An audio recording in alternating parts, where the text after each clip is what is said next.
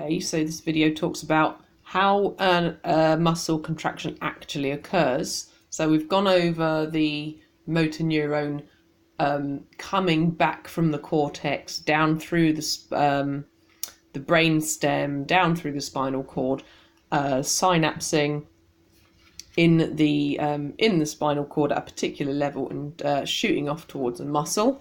So this is the bit that happens when that bit shoots off towards the muscle. So first of all, we're going to label this diagram so it looks a little less frightening.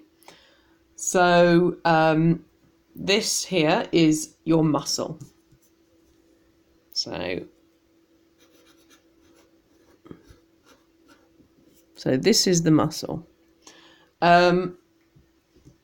This red bit, this is an extrafusal fibre, so which is the contractile bit. And you don't just have one extrafusal fibre, you've got a bajillion of them. Extrafusal fibre. But for the sake of ease, we're just looking at one of them. What else? These little bits here, these are nicotinic receptors. Nicotinic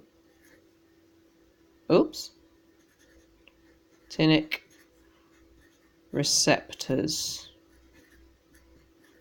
And this is at the neuromuscular junction. Makes sense? Because we're going to get a neuron come in, neuromuscular junction, contraction happens. So what is the neurotransmitter at the neuromuscular junction? It is acetylcholine.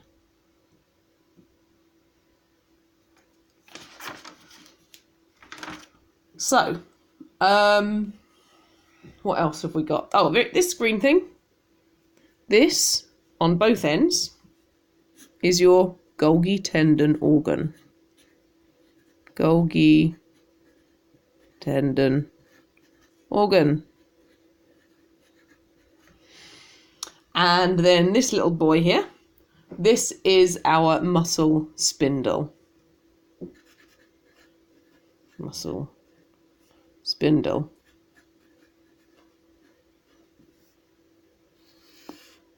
Okay, that's about it for now. There will be more labelling shortly. So, what are we going to do? So, you have one motor neuron for one extrafusal fibre. So, like I said, you will have lots and lots and lots of these. We are just drawing one.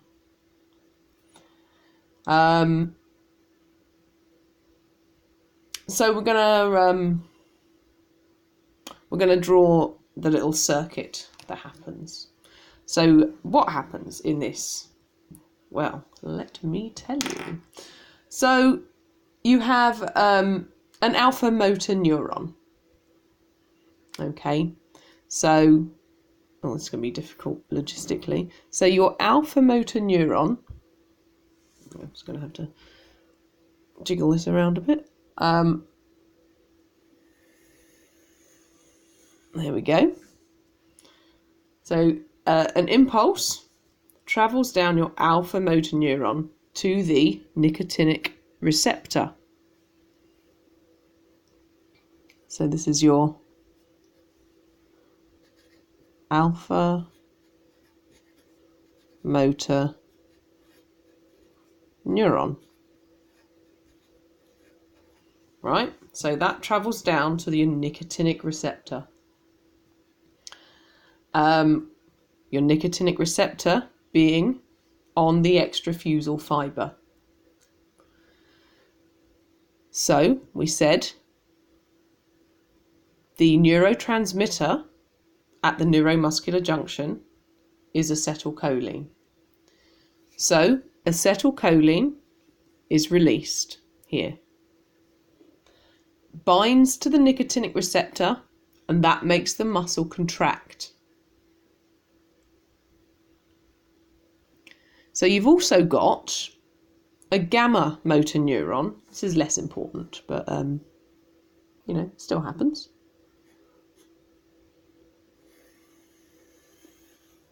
There we go. So you've got a gamma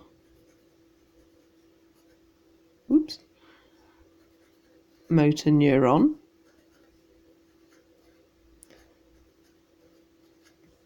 And that goes to the muscle spindle. So as it goes, the gamma motor neuron will actually contract the muscle spindle a little bit. FYI. Okay, so back to your alpha motor neuron comes in, your acetylcholine is released at the nicotinic receptors. The muscle contracts. Your muscle spindle detects that stretch. So let's just write that down. Muscle spindle detects the stretch.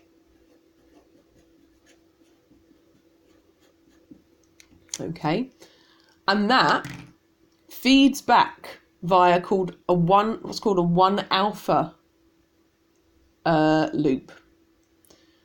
Okay, and that looks something like,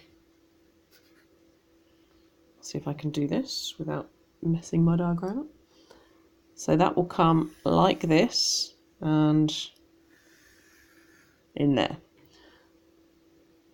So this is your 1-alpha loop, which is, if it's detecting a stretch, sorry, it's not detecting the stretch, it's feeding back, it's sensory.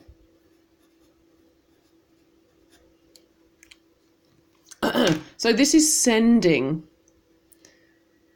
information back. So you've got the muscle contraction. Your muscle spindle detects that. The muscle spindle, via the 1-alpha loop, sends back a message, and feedback as to whether more contraction is required. Okay?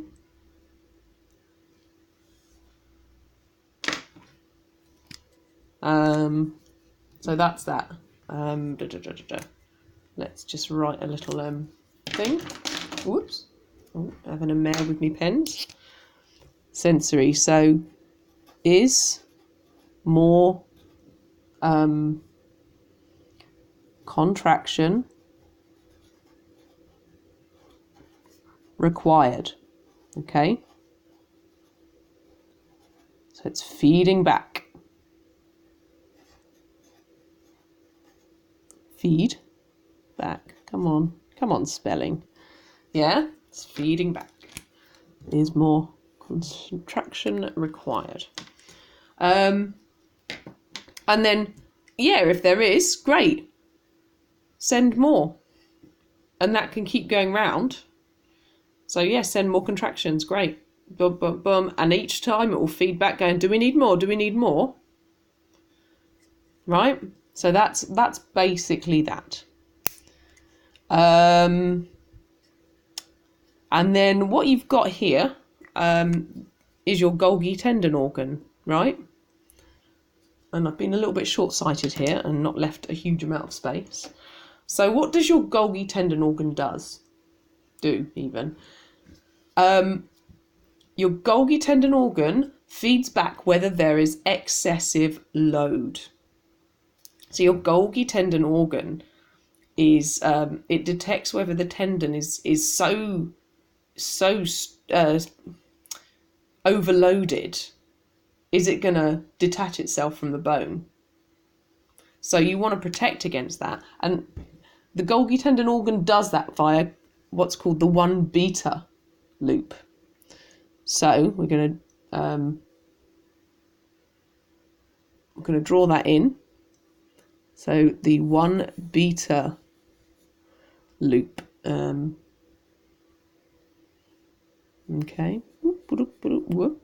there we go. And it comes back here. And actually this goes via an interneuron.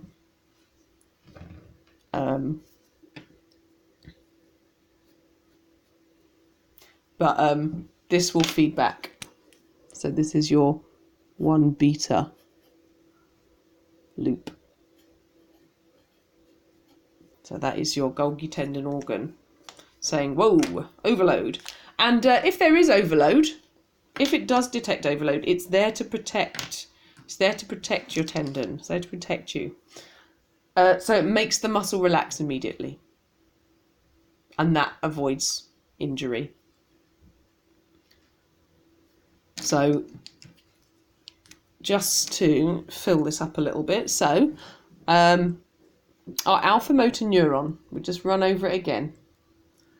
The alpha motor neuron sends an impulse. An impulse is sent down the alpha motor neuron, more accurately.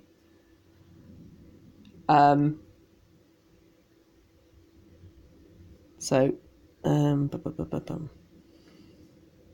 impulse sent down the alpha motor neuron to the nicotinic receptors at the NMJ, the neuromuscular junction. And that releases acetylcholine. Where am I going to write that?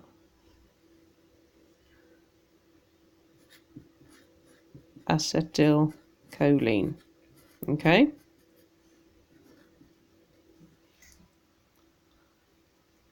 So acetylcholine is released. The extrafusal fibre, the muscle, it contracts. The 1 alpha loop feeds back. Do we need more contraction? Yay or nay? And that goes round again. Remembering also we've got the gamma motor neuron here, which goes to the muscle spindle. The muscle spindle provides a little contraction as well as detecting stretch. If there is excessive load, the Golgi tendon organ kicks in via the 1 beta loop and the muscle relaxes. So yeah, just a little bit of just in here, this feedback loop is more contraction required. So say we're holding a heavy object and we're trying to keep it at one particular point. That is what this loop is doing. It's saying, no, yeah, more contraction is needed to keep it at this point. Yeah, keep contracting, it's all good. Yeah, if that makes sense. I think that's about it, to be honest. It's not as horrific as it looks. It's just a circle. It's a feedback loop. Stuff goes in, feedback comes out. More or less stuff goes in, feedback comes out. Overstretched it, boof, Golgi tendon organ releases the muscle. I think that's about it for that. We'll talk a little bit more about the neuromuscular junction in another video.